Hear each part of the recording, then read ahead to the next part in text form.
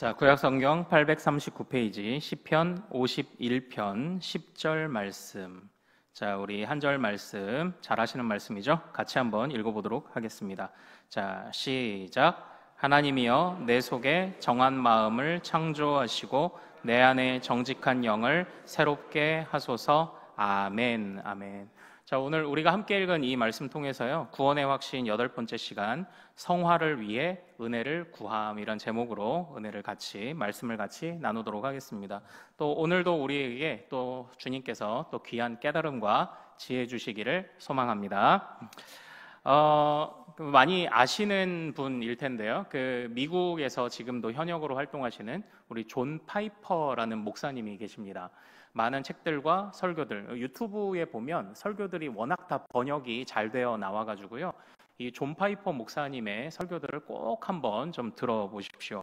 또 이 존 파이퍼의 목사님의 책도 우리가 앞으로 같이 좀 나눌 수 있으면 같이 또 볼 수 있는 그런 기회가 있으면 좋겠는데요.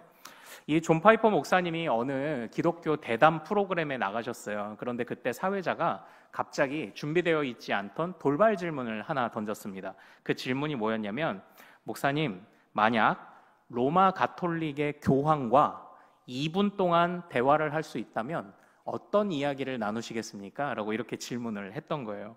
근데 정말로 약속돼 있지 않은 질문이라 그런지 이 존 파이퍼 목사님이 살짝 이제 당황하셨는데, 이내 하신 대답이 정말 명답을 하셨습니다. 그게 뭐냐면, 1분 동안은 로마 가톨릭의 우리를 거룩하게 의롭게 하는 칭의에 관한 개념을 듣고, 그리고 그 다음 1분은 성경이 말하고 있는 올바른 칭의에 관해서 이야기하겠습니다. 이렇게 답변을 하신 거예요. 근데 이게 진짜 명답이었던 거예요. 저희가 이 대담을 보고 진짜 감탄을 했어요. 로마 가톨릭에 말하자면 허를 찔렀습니다. 예, 로마 가톨릭에. 우리가 또 다음 주에는 우리 종교개혁 주간이죠. 종교개혁 주간인데 또 그와 맞물려서 좀 이런 것도 우리가 미리 좀 알아가는 것도 좀 좋을 것이라고 생각을 합니다. 이 대답이 명답인 이유를 제가 그래도 나름대로 조금 도표와 도식화시켜서 좀 간단히 한번 좀 설명을 해볼게요. 자, 우리 첫 번째 화면 한번 좀 볼까요? 우리 이제 높이뛰기 종목이 있죠. 우리나라 우상혁 선수 같은 경우는 그냥 뭐 한 2m간 남짓 그런 정도 되는 높이를 그냥 점프해서 넘을 수 있는 그런 높이를 이제 넘는 경기를 하지만, 장대 높이 뛰기라는 경기를 잘 아실 겁니다. 그 경기는 무언가 이 도구를 쓰지 않으면 넘을 수 없어요. 왜 그렇습니까? 워낙 높기 때문이에요. 워낙 높아서. 예. 그래서 아시나요? 이게 비인기 종목이죠. 세르게이 부부카라고 아십니까? 예. 이 인간 새라는 별명이 붙어 있는 그런 선수로 또 알고 있는데, 정말 높이가 막 5m 이렇게 되니까 도구를 쓰지 않으면 이게 넘을 수가 없는 거예요. 예. 그런데 이제 저는 우리가 받는 이 구원을, 그러니까 제가 여태까지 설명하는 구원은 더 풍성하지만 그냥 간단히 한번 설명해 보겠습니다. 이 구원을 설명할 때 이 높이뛰기 예화를 제가 이제 즐겨 사용을 합니다. 그러니까 어떤 일정한 하나님의 높이까지 우리가 올라가려면 어떻게 해야 되느냐를 한번 고민을 해보자라는 거죠. 근데 다음 화면 좀 한번 볼까요? 그러니까 이 높이가 너무 높아서 사람들이 나름대로 도구를 사용합니다. 어떤 사람은 저 빨갛게 쌓여 있는 게 뭐냐면 착한 일이라는 도구예요. 착한 일을 이제 막 이렇게 쌓아갑니다. 네, 착한 일을 쌓아가요. 그리고 또 어떤 사람은 108배를 하기도 하고요. 어떤 사람은 3보1배를 하기도 합니다. 그 이전에 티벳에 있는 이 불자들에 관한 다큐가 나올 때 3보1배로 어느 정도를 가냐면 한 1,400km, 500km를 걸어가요. 예, 3보1배로. 그러니까 이게 시간이 엄청 걸리는 겁니다. 얼마나 철저하게 건너냐면, 이게 3보1배를 가다가 이게 강물을 만나잖아요. 개울물을 만나면 어떻게 하시는 줄 아세요? 물속에다가 3보1배를 할 수 없으니까 대충 봅니다. 30걸음이면 건너가겠구나 하면은 강을 건너기에 전에 3보1배를 30번을 하고 건널 정도로 철저하게 그렇게 건너요. 그리고 그렇게 해서 이제 초모랑마라고 하는 이제 히말라야를 넘어서 이제 족항사원에 이제 도착을 하는데, 그곳에 도착을 해서 이런 인터뷰를 합니다. 지금 나는 마음의 평안을 얻었습니다. 나는 부처가 되었습니다. 이런 이야기를 인터뷰를 하는 거예요. 자, 저것처럼 나름대로 이 하늘에 올라가려면 우리가 그냥은 올라갈 수 없다는 생각은 다 하죠. 이대로는 안 된다는 생각은 다 합니다. 그래서 어떤 사람은 착한 일을 하고, 또 어떤 사람은 108배를 하고, 어떤 사람은 뭐 열반에 이르겠다고 뭐 삼보일배를 하고 뭐 이렇습니다. 그런데 이게 문제가 뭐냐면, 자, 착한 일을 몇 개쯤 하면은 구원받을까요? 자, 108배를 몇 번쯤 하면 될까요? 자, 삼보일배를 몇 킬로쯤 가면은 구원을 받을까요? 이게 쉽지가 않은 거예요. 저는 어렸을 때요, 동네에서, 여러분들 딱 보면 아시겠지만 제가 동네에서 제법 똘똘하다는 소리를 듣고 자랐어요. 근데 저는 동네에서는 제가 이제 똘똘한 친구였는데, 그런데 엄마가 친척들하고 개모임 하는 날에는 저는 항상 움츠러들었어요. 왜냐하면 이름만 알지 생전 얼굴도 보지 못한 저의 조카뻘 되는, 나이는 비슷한 그 친구가 공부를 항상 잘했거든요. 전교 1등이에요. 그러니까 저는 동네에서 정도 주름 잡는 사람이었지, 이게 전교 1등 앞에서는 명함을 못 내미는 거예요. 지금 그 친구는 어떻게 됐냐? 의사가 됐어요. 의사가 됐어요. 공부를 잘했습니다. 그러니까 뭐예요? 저는 우물안 개구리였던 거예요. 우물안 개구리. 자, 잘 보십시오. 이게 바로 상대적이라는 거예요. 저는 똑똑한 친구인데 더 잘하는 친구 앞에서는 저는 아무것도 아닌 거예요. 마찬가지로 우리가 이 착하다는 개념이 뭐냐면, 일평생 우리가 착한 일을 한 10만 개쯤 했다, 이렇게 생각을 한번 해보십시오. 10만 개쯤 했다. 예. 착한 일 10만 개. 근데 사실 그럴 수도 없어요. 이게 왜 그러냐면, 우리가 하루에 착한 일 1개 하면 1년에 몇 개 하나요? 1000개 합니다. 그럼 10년이면은 10,000개 하는 거예요. 100년 살면서 하루에 착한 일 1개씩 꼬박꼬박 해야 10만 개가 되는데 사실 그러지 못하죠.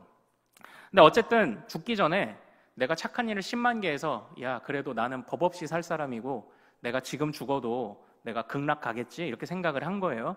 그런데 갑자기 옆 테이블에 있는 사람이 이제 울기 시작합니다. 똑같이 이제 죽음을 앞두고 있는데, 아우, 20만 개밖에 못했네. 아우, 이렇게 우는 거예요. 그러면 어떻게 되는 거죠? 10만 개 한 사람은 아무것도 아닌 거예요. 착하다라는 개념은요, 굉장히 상대적이다라는 겁니다. 예. 1400km를 삼보일배를 하고 내가 부처가 됐다, 마음의 평안을 얻다고 했는데 2000km를 온 사람이 한 번 더 해야 되겠어, 이러면은 이 1400km 간 사람은 이게 아무것도 아닌 게 돼버리는 겁니다.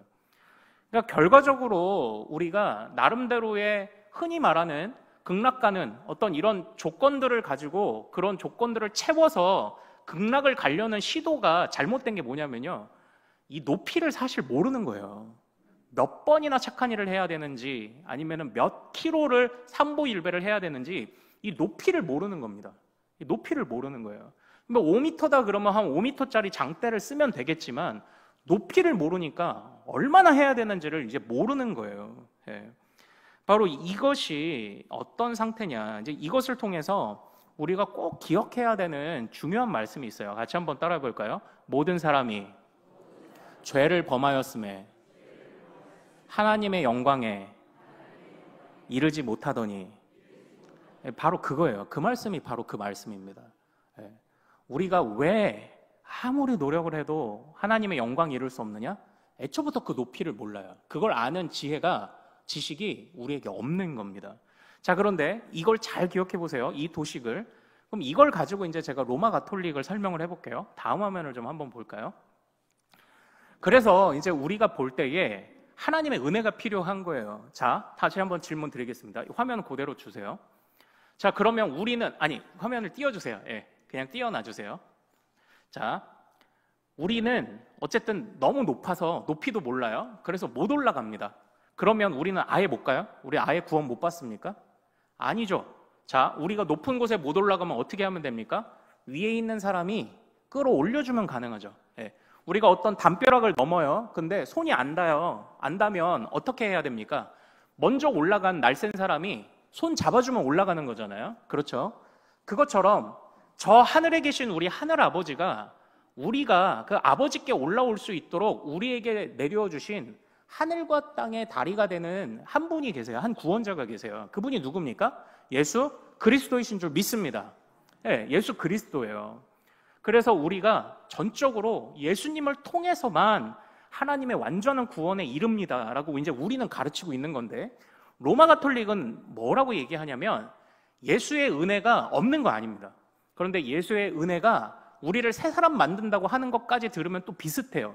그러나 예수의 은혜가 우리에게 새로운 삶을 만들어 우리가 공덕을 쌓으면 구원받는다고 그래요. 요 차이가 있는 거예요. 예수의 전적인 은혜로만 구원받느냐, 아니면은 예수의 도와주시는 힘으로 말미암아 된 새 사람이 나름대로의 공덕을 쌓아 구원에 이르느냐, 이건 굉장히 큰 차이입니다. 지금 굉장히 큰 차이예요. 그러니까 이제는 이걸 어떻게 생각해 볼 수 있냐면, 다음 화면으로 한번 볼까요? 어떤 사람은, 그러니까 예수님을 통해서 어느 정도까지는 올라왔어요.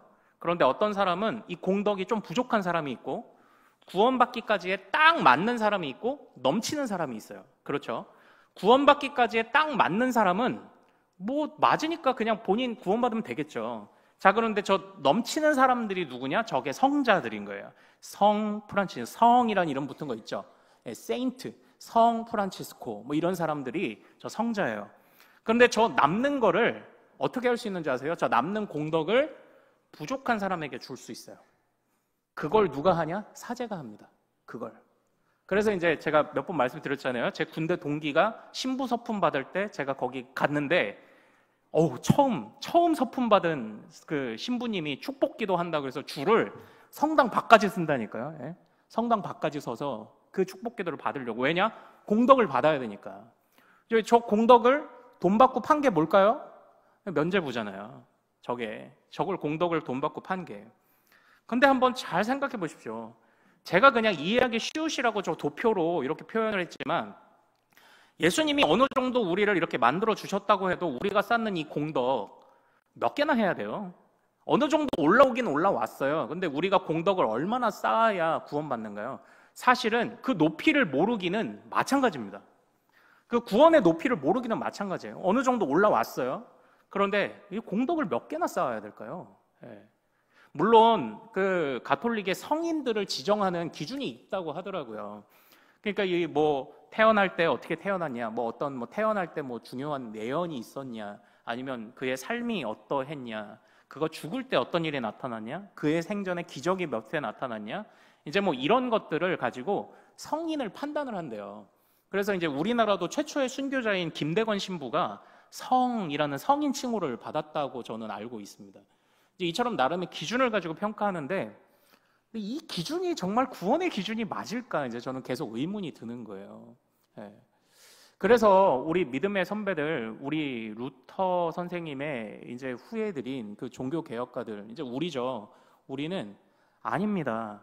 전적으로 하나님의 은혜만이 우리를 구원하는 것입니다라고 고백했습니다.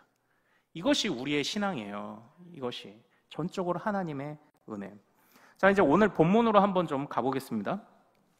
오늘 본문을 보면요, 그러니까 오늘 설교를 통해서 은혜가 무엇인지, 그리고 선과 악의 개념이 무엇인지를 우리가 다시 정립을 할 겁니다. 그리고 이제 제가 이 성화라는 얘기를 벌써 몇 달 전부터 계속 이 얘기를 하고 있는데, 이 성화라는 얘기를 계속 반복적으로 하면서 아울러 은혜라는 개념과 선과 악의 개념을 오늘 한번 다시 정립할 거예요. 자, 이제 오늘 본문으로 한번 가보도록 하겠습니다. 이제 이런 차원에서 왜 우리가 로마 가톨릭과 같은 방식으로의 구원법이 안 되냐, 왜 안 되냐, 그리고 왜 전적으로 하나님의 은혜가 아니면 안 되냐가 오늘 이 본문 안에서 우리가 중요한 힌트를 얻을 수 있어요.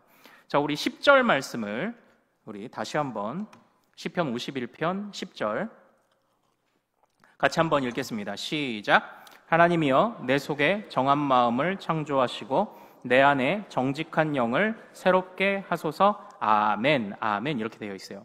이 본문은요, 우리 칼빈 선생님뿐만 아니라 다른 믿음의 선배들이 우리 본성에 관해서 언급할 때 그 말하는 아주 중요한 본문입니다. 우리 본성이 어떤지를 보여주는 심장과 같은 그런 본문이에요.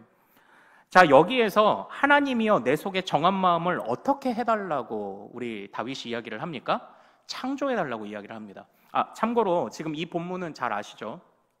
우리가 이제 한참 전에 하나님의 마음을 따른 사람들이란 시리즈에서 네 번째 다윗을 살펴볼 때 그 자신의 부하의 아내인 밧세바를, 그 아내를 몰래 빼앗아 아이를 베게 만들었던, 임신시켰던, 그리고 그 자기 부하를 죽게 만들었던 다윗의 잘못을 우리가 보지 않았습니까?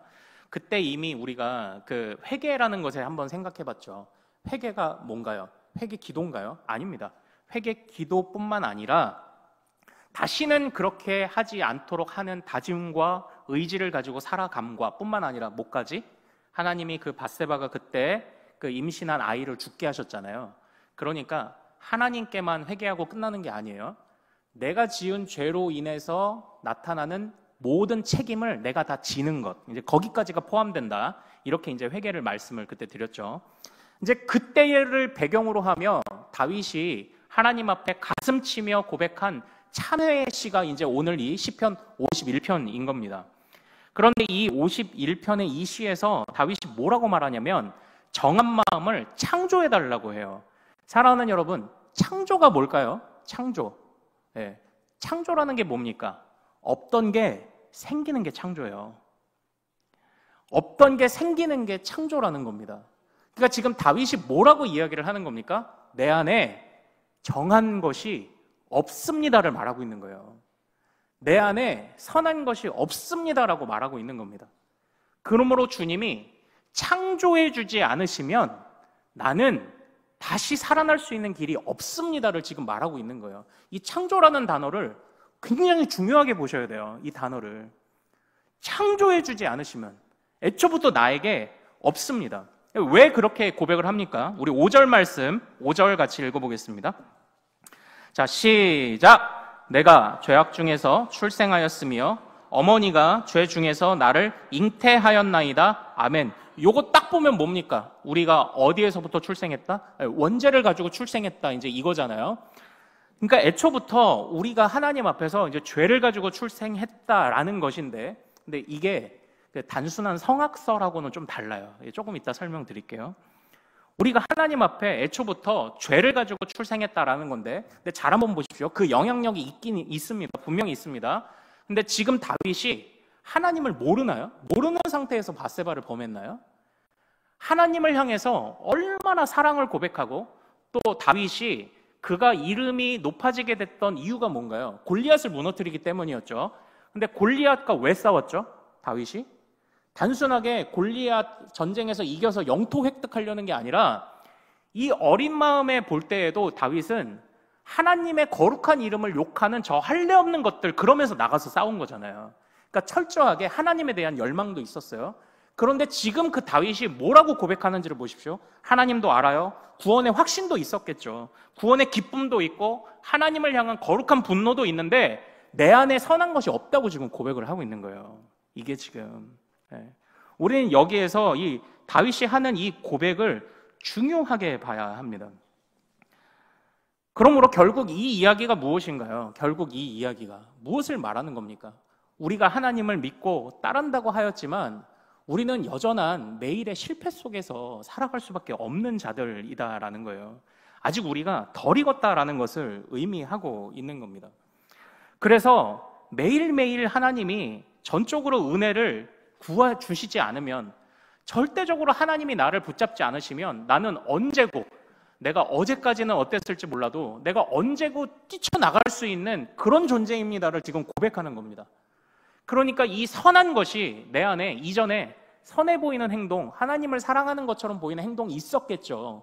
그러나 그보다도 아직도 더 강력한 미련함들이 아직 우리 안에 있어서 언제 뛰쳐나가도 이상하지 않을 만한 미련한 본성을 가지고 있는 우리를 주의 은혜로 굳게 붙잡아 주시지 않으시면, 그래서 매일매일 정한 마음을 창조해 주시지 않으시면 나는 스스로 선한 것을 만들어낼 수 있는 자가 아닙니다를 지금 주님 앞에 고백을 하고 있는 겁니다.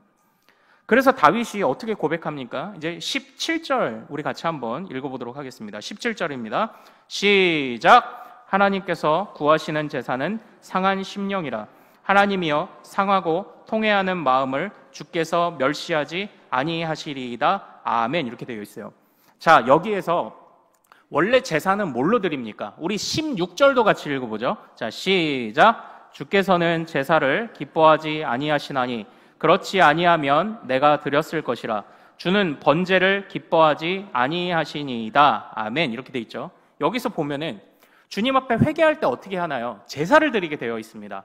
대신 죽을 제물을 드리게 되어 있어요. 그런데 주님은 그 제사를 기뻐하지 않으신대요. 주님이 기뻐하시는 제사는 뭐라고 말합니까? 상한 심령이라고 지금 말을 하고 있는 겁니다. 여기에서 우리가요, 왜 우리가 제사라는 형식을 통해 하나님께 회개하고 나아가지만 그 제사가 주님이 받으시는 게 아니라 왜 주님이 우리를 받으시냐면 주님이 불쌍히 여기시는 건 양과 염소가 아니에요. 주님이 불쌍히 여기시는 것은 우리인 줄로 믿습니다. 주님이 찾으시는 거는 우리예요. 우리. 그 주님의 마음을 안다면 매일매일 하나님 앞에 우리가 나아가지 않는 게 이상한 거예요. 우리가 정말 주님께 구원받은 백성이요, 주님을 따라가겠다고 다짐을 했고 구원의 확신이 우리 안에 있다면 이 구원이 단순히 천국에 들어가고 마느냐의 문제가 아니에요. 자, 우리 지난주에 말씀을 한번 잠깐 복습해 보겠습니다. 하나님이 우리를 반드시 인도하실 줄로 믿습니다. 그리고 우리가 하나님의 인도하심을 구할 땐 어떤 선택을 해야 됩니까? 같이 한번 따라해 볼까요? 하나님과 가장 뜨겁게, 가장 잘 교제할 수 있는 방향으로 인도하심을 구하라. 기억나시죠? 하나님과 교제할 수 있는 방향으로 인도하심을 구하니까 이삭을 바쳐라. 그래도 하나님과 교제할 수 있는 방법이 이것이라면 내가 하겠습니다. 신뢰하는 거잖아요. 신뢰하고 나아가잖아요. 그러니까 또 주님은 교제하러 온 자를 낙심시키시는 것이 아니라 건지셔서 또 이삭을 다시 보존시키시잖아요. 이제 그런 것처럼 우리가 정말 매일매일 하나님, 내가 어제까지는 어쨌을지 몰라도 정말 내가 오늘 어떻게 쓰러질지 모르는 자입니다. 내 안에 정한 것이 없습니다. 그래서 결국 이 본문 안에서 우리가 봐야 되는 중요한 가르침이 뭘까요? 같이 한번 따라해 볼까요? 하나님의 은혜는 매일매일 구하는 것이다. 이거예요. 보통은 우리가 하나님의 그 구원의 은혜를 어떻게 생각하냐면 처음 주님 만날 때든지 좀 눈물 흘릴 때인데 그냥 한 번에 이따만한 그냥 은혜를 한번 콱 받고 끝난다고 보통 생각을 합니다. 뭐 그러면 이제 우리가 구원받았다고 생각하죠. 아니요. 매일매일. 왜냐? 정한 것이 없으니까요. 우리 안에 정한 것이 없으니까. 매일매일 구해야 하는 것이 은혜라고 지금 말하고 있는 거예요. 하나님께서 매일매일 우리에게 은혜를 주시지 않으면 안 된다고 말하는 겁니다. 그러니까 사실 이제 이 은혜를 자꾸 사람들이 오해를 합니다. 은혜로 전적으로 구원을 받는다 이러니까 뭐야 그러면은 니네는 착하게 안 살아도 구원 받는 거야? 막 자꾸 이런 얘기를 해요. 그러니까 또 무슨 얘기를 하냐면 이 세상에 좀 착해 보이는 사람들이 있잖아요. 그렇죠? 그러니까 이런 질문을 하죠. 이순신은 구원 받았나요? 이제 이런 질문을 하는 거예요. 그래, 착한 거 기준 세우기 쉽지 않지만 나라를 구했을 정도면 좀 착한 거 아니야? 이런 질문을 우리가 던지는 겁니다. 그런데 우선 우리 칼빈 선생님은 이게 무엇을 얘기했냐면 전적으로 하나님의 은혜로 의롭다 칭함을 받는다. 이제 존 파이퍼 목사님처럼 전적으로 하나님의 은혜로 의롭다 칭함을 받는다고 말하기 전에 하나님을 따라가는 거룩한 삶, 곧 성화를 먼저 얘기했어요. 그러니까 참된 믿음이 뭔지 그냥 한 번 딱 믿고 이따만한 은혜 한 번 쫙 받고 그걸로 끝난 것처럼 사는 게 믿음이 아니다. 주님과 동행해야지. 동행하는 것의 기쁨과 우리가 어떻게 거룩하게 될 것이냐, 성령님이 우리 안에 어떻게 역사하시냐를 얘기를 하고 그리고 나서 전적인 하나님의 은혜로 우리는 의롭다함을 받습니다. 이제 그 나중에 이야기를 한 겁니다. 왜 그러냐면 자꾸 이렇게 공격을 하니까 뭐야 그러면은 그러니까 그때도 믿음을 자꾸 오해하는 거예요. 믿어? 그럼 나 오늘 그냥 믿을게. 그러면은 나 구원 받았네. 그럼 내가 막 살다가 그냥 나 믿으면 되는 거야? 믿음도 오해한 거고 신앙도 오해한 거고 하나님도 오해한 거예요. 그게 전적인 믿음이란 무엇입니까? 하나님을 매일매일 따라가는, 그러니까 주님이 구하시는 것이 무엇인지를 아는 거예요. 척하면 딱인 거죠. 주님이 구하시는 것은 상한 심령이라. 주여 오늘도 나를 찾으시는군요. 내가 주님께 나아갑니다. 그러니까 이 마음을 알아서 매일매일 주님 앞에 은혜를 구하고 매일매일 주님으로 말미암아 깨달음을 구하고 매일매일 주님을 닮아서 거룩하게 더 살기를 갈망하는 것이 진짜 믿음입니다. 그런 믿음이 있다면 당신은 구원의 확신을 가져도 좋습니다. 이렇게 이야기를 한 것 아닙니까? 그래서 전적으로 은혜로 구원받는다는 것을 가볍게 생각하지 못하도록 우리 믿음의 선배들이 이걸 다 이야기를 한 거예요. 자, 그런데 여기에서 이제 질문이 하나가 드는 겁니다. 진짜로 이순신 장군 구원 받았나요? 아니 그래도 나라를 구했을 정도면은 착한 일을 한 것 아닙니까? 바로 이런 이야기를 하는 겁니다. 자, 그런데 이건요, 애초부터 질문 자체가 잘못됐어요. 그러니까 우리가 흔히 생각할 때 뭐냐면, 아까도 말했듯이 뭐 공덕을 쌓는다, 착한 일로 극락을 간다라고 할 때 이 착한 일이라는 게 뭡니까? 착한 일. 자, 이 착한 일은 한번 질문 드려볼게요. 이 착한 일은 믿는 자만 할 수 있는 건가요? 안 믿는 자도 할 수 있는 건가요? 안 믿는 사람도 할 수 있어요. 이 착한 일이라는 것은, 그냥 우리가 흔히 말하는 착한 일이라는 것은. 네. 네. 그 안 믿는 사람도 할 수 있는 겁니다. 그래서 우리 그 칼빈 선생님은 뭐라고 이야기를 했냐면요. 이 세상이 말하는 선과 악의 개념은 안 믿는 사람도 알 수 있는 개념이라고 이야기를 하는 거예요. 그러나 이 세상이 말하는 선과 악의 개념이 놓치고 있는 것이 하나가 있습니다. 그게 뭐냐면 바로 아무리 이렇게 하면 착한 일이야, 신호를 지키면 착해, 119 어려운 사람을 도와주면 착해, 구제를 하면 착해, 성금을 내면 착해, 또 이기적으로 살면 안 돼, 그럼 악해, 이렇게 말할 수 있지만 그건 이 세상을 그냥 살아갈 수 있는 정도이지 하나님은 모른다고 이야기를 하는 겁니다. 그러니까 이 세상에서 말하는 선과 악의 개념은 하나님은 모른다라는 거예요.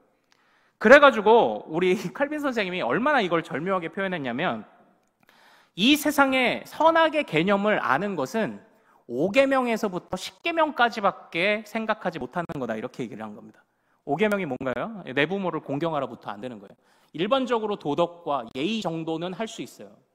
그러나 1계명부터 4계명이 안 되는 거예요. 뭐냐? 하나님을 모른다는 거죠. 그러니까 중요한 차이를 여러분들 생각을 하십시오. 이 세상에서 착한 사람은 어떻게 되나요?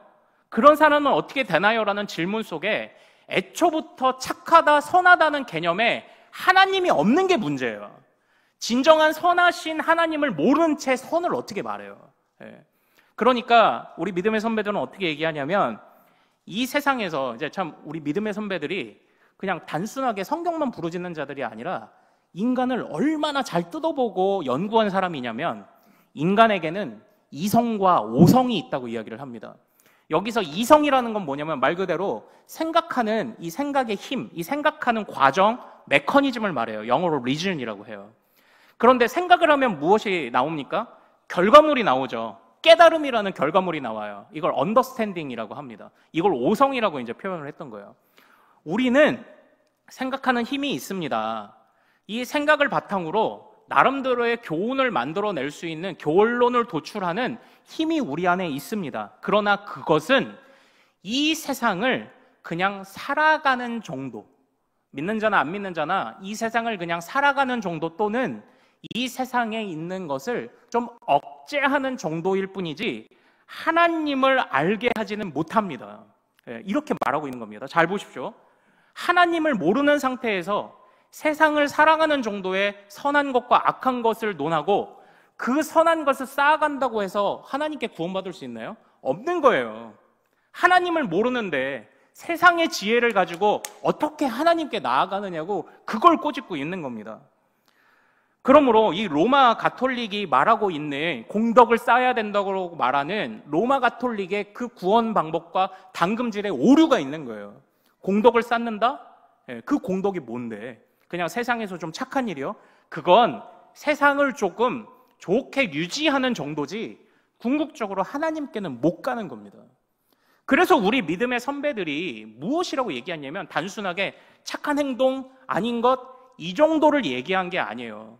그래서 우리 믿음의 선배들이 중요하게 여겼던 것이 무엇이냐? 같이 한번 따라해 봅시다. 매일의 교제 속에서 깨닫게 되는 하나님에 관한 지식, 그걸 얘기한 거예요. 그걸 얘기한 거예요. 네. 그러니까 아직도 어리둥절해 하시는 분이 계실 것 같아서 제가 이 예화를 하나 말씀을 드리겠습니다. 여러분이 지금 곰탕을 끓이실 거예요. 자, 곰탕을 끓이는데 곰탕 끓이려면 어떡합니까? 자, 뼈를 잘 씻어서 자, 솥에 넣고 끓여야죠. 몇 시간 정도 끓이면 되나요? 30분 끓이면 되나요? 아니죠. 막 몇 시간. 어디 곰탕집 가면 24시간. 우리 집은 1년 내내 불이 꺼지지 않습니다. 이런 곰탕집 있잖아요. 그런데 여기에는 심각한 오류가 있어요. 심각한 오류가. 자, 24시간 지금 가마솥에 불을 떼서 곰탕을 구웁니다. 그런데 뼈를 한 개 넣었어. 곰탕이 나와요, 안 나와요? 안 나와요.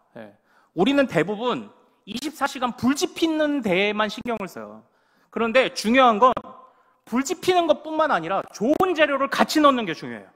그래야 곰탕이 나오죠. 그래야.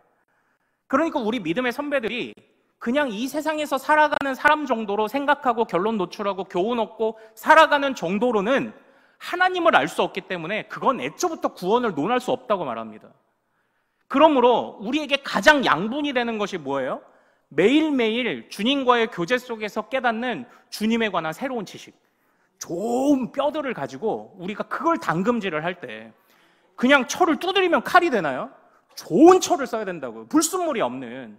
그래서 우리 믿음의 선배들이 그렇게 매일매일 주님과 교제해라, 거룩하게 되라, 성화의 삶을 소홀하게 하지 말아라, 그렇게 강조를 한 겁니다. 안 그러면 그냥 불만 지피다가 에너지는 다 썼는데 구원이라는 그 결론을 못 보고 뼈 한 개 넣고 끓이면은 그게 곰탕이 되냐고요. 그래서 우리 믿음의 선배들이 그렇게 강조를 했던 겁니다. 그런데 우리는요, 이 세상에 세상 법칙은 어느 정도 알 수 있게 했지만, 그런데 하나님을 보는 데에는 두더지와 같이 눈이 멀어 있다. 이렇게 우리 믿음의 선배들이 자꾸 고백을 했던 겁니다. 그래서 사랑하는 여러분, 제가 이 성화에 관해서 이제 두어 달 전에 처음 시작할 때 이런 말씀 드렸죠. 제가 이제 대학교에 들어갔습니다. 자, 질문 드려볼게요. 기억을 해보세요. 대학교 1학년 때 저의 신분은 뭔가요? 대학생입니다. 2학년 때 저의 신분은 뭔가요? 대학생이죠. 3학년, 4학년 때 저의 신분은 뭔가요? 대학생입니다. 신분은 변합니까? 안 변합니까? 안 변해요. 그러나 제가 1학년 때 공부를 더 잘했을까요? 4학년 때 공부를 더 잘했을까요? 4학년 때 저 잘했어요. 왜 그렇습니까? 신분은 변하지 않지만 성숙도가 다른 거예요. 성숙도가. 그래서 우리가 하나님의 백성이라는 신분은 변하지 않겠지만 주님이 우리를 이 땅 가운데 남겨놓으셔서 살게 하실 때 이 성숙함을 이루어가지 않으면 안 된다고 제가 그렇게 부탁을 드리고 이 성화에 관한 바로 이러한 그 설교를 시작하지 않았습니까? 그러니까 주님이 무엇을 기뻐하는지를 자꾸 생각해 보시기를 소망합니다.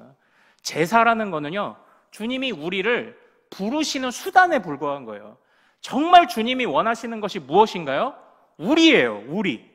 그러므로 우리가 추구해야 되는 것, 이렇게 주님이 우리를 보기를 원하시는데, 상한 심령이라도 이렇게 나아오기를 원하시는데 우리가 매일매일 주님과 교제 안 해요? 매일매일 새로운 지식을 더 쌓기 위해 고민하고 연구하지 않아요? 그런데 어떻게 우리가 구원의 확신을 말할 수가 있냐고요. 다시 한번 따라해 보겠습니다. 은혜는 매일매일 구하는 것이다. 이걸 절대 잊지 않으시기를 소망해요. 예. 우리는 여기서 선과 악의 개념을 다시 정립해야 됩니다. 그냥 착한 일, 나쁜 일이 아니에요.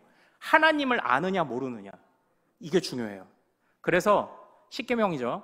하나님을 아는 것 바탕 위에서 우리의 선한 행실들을 쌓아가는 겁니다. 근데 이것도 이따가 좀 얘기를 할게요. 그런데 뭐 그 선한 행실을 뭐 이제 쌓느냐 안 쌓느냐 요 문제가 구원을 좌우하는 그런 문제는 아니고요. 하나님의 백성다운 이제 품위 이제 그렇게 우리가 접근을 해야 되죠. 자, 그런데 선과 악의 개념을 다시 생각하십시오. 그래서 나라를 구한 사람들 구원 못 받나요? 그렇게 착한데 하나님을 모르면 그 착함이 아닙니다. 우린 이렇게 얘기할 수 있어야 됩니다. 자, 그런데 이제 두 번째, 이제 은혜에 관해서 좀 생각을 해볼게요. 자, 우리 은혜라는 말을 이제 자주 쓰고 참 좋아하는 말이죠. 근데 이 은혜라는 말을 언제 쓰나요? 아이고, 오늘 성가대 우리 찬양대 찬양이 은혜로웠습니다. 또 이제 뭐 나가실 때 뭐 간혹 이제 저한테 목사님 설교가 은혜로웠습니다, 이렇게 표현하잖아요. 그때 은혜라는 개념이 뭔가요? 아, 오늘 좀 들을만 했습니다. 또는 오늘 좋았습니다. 목사님 설교가 재밌었습니다. 예, 뭐 감동이 있었습니다. 이제 이 정도로 우리는 은혜라는 말을 씁니다. 그러나 은혜는요, 단순하게 좋은 감정이 아니에요. 우리가 매일매일 좋은 감정이 없어서 죄 짓나요? 아니요, 그렇지 않아요. 은혜라는 것은 완전한 선이신 하나님을 깨닫는 거예요. 그러니까 여러분들이 혹여라도 이제 제가 그런 소리를 자주 들어야 되겠지만 목사님 설교 은혜로웠습니다 라고 하실 때는 어떤 마음으로 저한테 그런 말씀을 하셔야 되냐면, 목사님 오늘 내가 정말 하나님에 관해 새롭게 깨달았습니다, 그럴 때에만 은혜 받았다는 말씀을 저에게 해주세요. 네. 아닌가? 그럼 좀 아닌데? 예, 어쨌든 예. 그런 마음으로 해주셔야 돼요. 그런 마음으로. 은혜가 뭡니까? 감동받았네 정도가 아니에요. 와, 새롭게 깨닫게 해주셨군요. 거기에서부터 출발하는 거예요. 안 그러면 우리는 그냥 불만 지피다가 멀건 그냥 희끄무리한 거 그런 곰탕만 끓이다가 많은 사람이 되고 마는 겁니다. 은혜가 뭐라고요? 은혜는 깨달음이에요. 깨달음. 하나님께서 우리를 깨닫게 해주시고 또 우리를 또 어떻게 해요? 깨달았으면 어떻게 해야 됩니까? 예, 우리를 붙잡아 주셔서. 그래서 이제 우리 믿음의 선배들이 뭐라고 얘기하냐면 세상 사람들이 나름대로 이성을 가지고 나름 머릿속에 메커니즘을 굴려서 언더스탠딩이라는 결과물이라는 오성을 만들어내잖아요. 그런데 그것도 거기까지다라고 그래요. 그것을 실행하는 의지의 문제는 또 별개다 이렇게 얘기를 합니다. 그러니까 우리 믿음의 선배들이 얼마나 과학적으로 지금 이 인간에 관해 분석하고 있는지를 감탄한다니까요. 그러니까 세상의 지혜요. 세상의 지혜 깨달아요. 깨달습니다. 깨달았습니다. 그런데 그건 실행하는 건 별개의 문제예요. 왜냐? 우리의 의지가 모태에서부터 다 타락했기 때문에. 그러므로 하나님을 깨닫지도 못하고 그나마 깨달은 그 예의범절 세상에 선해 보이는 것도 실행하지도 못하는 그런 정도의 지식으로 만족하지 말고 하나님을 바르게 깨달아 그 하나님의 지도 아래에서 하나님의 백성다운 품위를 가지고 살아가십시오. 이거를 우리에게 지금 계속 부탁하고 있는 것 아닙니까? 이게 바른 믿음이겠고요. 이게 구원의 확신을 가진 사람의 마땅한 삶이어야 돼요. 주님을 모르는데 어떻게 주님 나라 들어가냐고요. 주님을 모르는데. 은혜는 단순히 좋은 감정이 아닙니다. 매일매일 주여 오늘은 어떤 주님을 깨닫게 하시겠습니까? 그리고 주여 깨달은 바를 주님이 우리를 굳게 붙잡아서, 그러니까 내가 주님의 사슬에 매여서 주님이 내 의지조차도 새롭게 해주셔서, 그러니까 이 전적인 주님의 은혜가 아니면 우리는 깨달아도 내 의지가 없는데 어떻게 행해요? 전적인 주님의 도우심으로 말미암아 깨닫게도 해주시고 의지를 가지고 실행해낼 수 있도록 또 하나님 인도하여 주옵소서. 이것이 우리 매일의 고백되길 원해요. 그러니까 이걸 기도하는 게 매일의 은혜를 구하는 겁니다. 이걸 안 하는데 어떻게 거룩하게 살아요?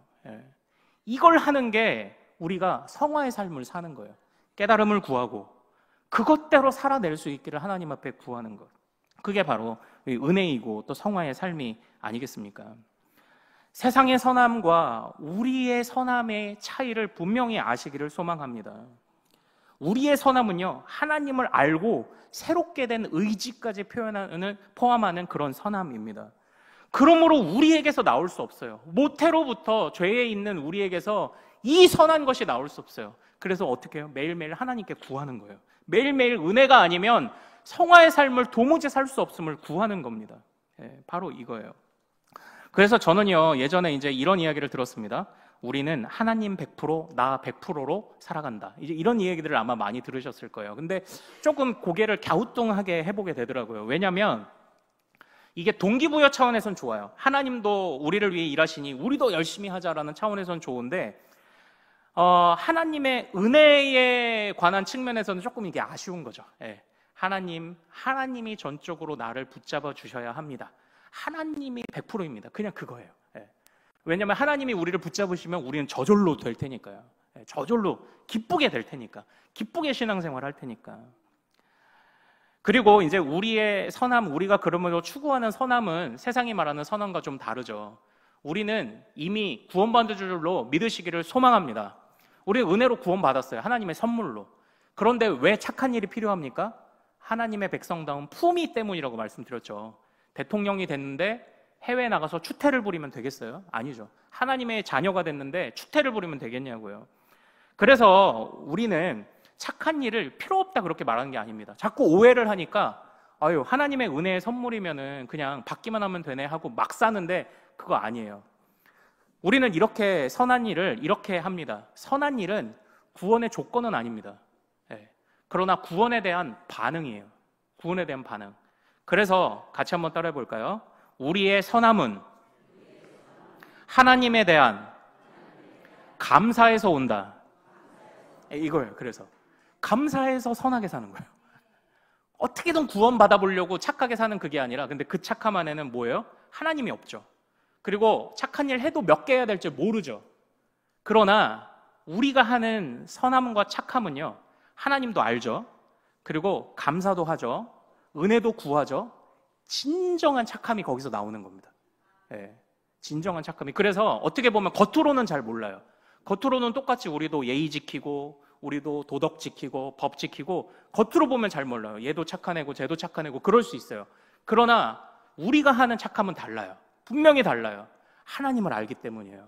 하나님이 주신 온전함으로 하는 착함이기 때문에 우리가 하는 착함은 달라요. 달라야 합니다. 달라야 합니다. 이것을 잊지 않는 우리 모든 가족들 되시기를 소망합니다. 매일의 은혜를 구합시다. 매일 주님이 꼴을 먹여주지 않으시면, 깨닫게 해주시지 않으시면 내 안에 선한 것이 없는 나는 아무것도 거룩한 삶을 살 수 없음을 하나님 앞에 고백하며 매일의 은혜를 도우심을 구하는 우리 모든 가족들 되시기를 소망합니다. 자, 이제 마지막 말씀만 드리고 마치도록 할게요. 언젠가 이제 저희 둘째 막내 딸아이가 이제 엄마에게 가서 이렇게 물었습니다. 엄마, 아빠랑 자전거 타고 와도 돼요? 이렇게 물었어요. 그랬더니 이제 저희 집사람이 그래, 다녀와 이렇게 얘기했습니다.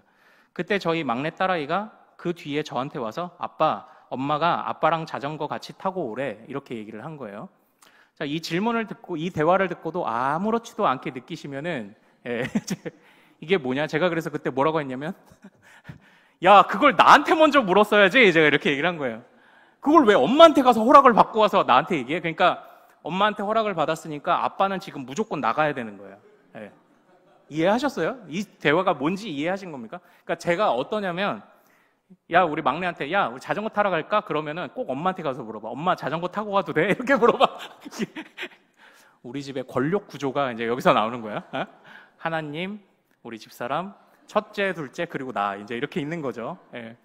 농담 삼아 드렸지만 이제 우리 막내가 지혜로운 거예요. 누가 권력자인지 아는 거예요. 누가 힘을 가졌는지 아는 거지. 이제 자, 누가 대장인지를 알면 따르게 돼 있어요. 우리가 지금까지 살펴본 주님이 뭔가요? 창조주요, 살아계신 하나님. 누가 대장이신가요? 주님이 대장이죠. 주님이 대장인데 안 따라요? 주님이 대장이신 걸 인정하는데 안 따라가겠냐고요. 주님이 대장이신 걸 알면 따라가지. 자, 근데 한번 잘 생각해 보세요. 제가 학창 시절에 쉬는 시간에 막 친구들하고 장난치면서 놉니다. 그럼 누가 그래요? 시간이 다 되면 야, 떴다 이래요. 그럼 뜬 게 뭐예요? 선생님이 오셨다는 거잖아요. 그럼 아이들이 두 가지 반응으로 나뉘어요. 일부 아이들은 책상에 앉아서 수업을 준비해요. 일부 아이들은 여전히 그냥 노는 대로 놀아요. 네. 자, 선생님이 떴다는 것에 관해서는 모두가 압니다. 그러나 어떤 아이들은요, 그 선생님을 따르고 어떤 아이들은 따르지 않아요. 그러니까 우리가 주님이 대장이라는 것을 아는 걸로는 부족해요. 대장이라고 알면 따라가야 진짜 대장을 아는 거지. 따라가야. 선생님 떴다 했는데 여전히 노는 애들, 그 선생님 무서워하는 거예요? 선생님 존경하는 겁니까? 아니죠. 대장이 누군 줄 알면 따라가야죠. 대장이. 우리 주님께서 대장이심을 신뢰하시기를 소망합니다. 그래서 어떻게 해요? 나는 선한 것이 없는데 매일 은혜를 구하며 내 안에 정한 것을 창조하옵소서. 우리 같이 한번 따라하겠습니다. 내 안에 정한 것을 창조하옵소서. 네. 이렇게 매일의 은혜를 구하며 우리가 좀 더 성숙하고 좀 더 품이 있는 하나님의 백성으로 살아가기를 원합니다. 오늘 은혜의 개념을 정확하게 이해하시길 소망합니다. 은혜는 감정 아닙니다. 은혜는 진정한 깨달음이에요. 그리고 그것에서부터 실행할 수 있도록 우리의 의지를 붙잡으시는 하나님의 도우심이에요. 은혜는 그겁니다. 네, 그겁니다. 그러니까 여러분들 어떻게? 저한테 인사하실 때 어떻게? 오늘 새로 깨달았습니다. 새로 결단했습니다. 이제 그럴 때 와, 은혜로웠습니다. 이런 표현을 이제 하셔야 되는 거죠. 그리고 우리는 선과 악의 개념에 분명히 알아야 됩니다. 하나님 없이 선을 논하는 건 의미가 없어요. 나라를 구한 사람이 천국 가냐고요? 그건 애초부터 질문이 잘못된 거예요. 하나님을 알아야 돼요. 네. 그러나 선한 것이 아무런 소용없는 건 아닙니다. 품위를 갖춰가야 돼요. 우리는. 네. 우리가 믿는 믿음이 거짓이 아니라는 것을 우리의 행실로 보여줘야 합니다. 이것을 좀 잘 정리해서 매일매일 하나님의 은혜를 구하는 우리 모든 믿음의 가족들 되시기를 소망합니다. 자, 우리 시간이 많이 가서 우리 같이 합심으로 이 시간 기도하고 또 제가 마무리를 할게요. 원래 오늘 우리가 같이 부르려고 했던 찬양이 정결한 마음 주소서였습니다. 나를 주님 앞에서 멀리하지 마시고 주의 성령을 거두지 마옵소서. 제가 중간에 하나 깜빡했습니다. 다윗이요, 주의 성령을 거두지 말라고 11절에서 간구하는데 왜 그랬을까요? 성령이 진리의 영이기 때문이에요. 가르쳐 주시는 영이기 때문입니다. 가르쳐 주지 않으시면 나는 항상 실패합니다. 성령이 오셔서 나를 가르쳐 주시고 정한 것을 창조하지 않으시면 나는 항상 실패합니다. 이것이 우리의 상태입니다. 매일매일 하나님의 은혜를 구하고 주의 성령을 거두지 마옵소서, 구원의 기쁨을 회복시키셔서 변치 않는 마음을 주셔서 그 은혜를 주셔서, 우리 주여 이름 크게 한번 부르고 같이 기도합니다. 주여!